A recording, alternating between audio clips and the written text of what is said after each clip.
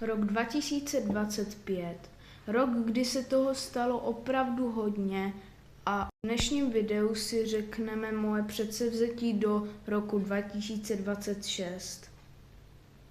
Takže nezapomeňte dát like a odběr a jdeme na to.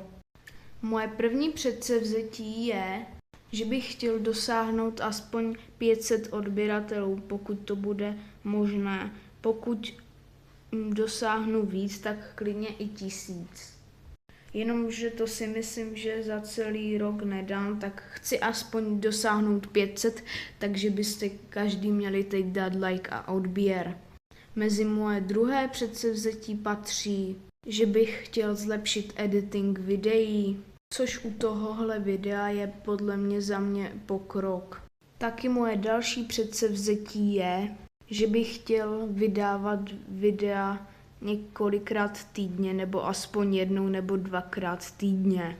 Sice teďka na shorty mám algoritmus zhruba 1 short za 1 týden, ale to chci v budoucnu změnit. Tak to bylo asi z dnešního videa všechno a čau!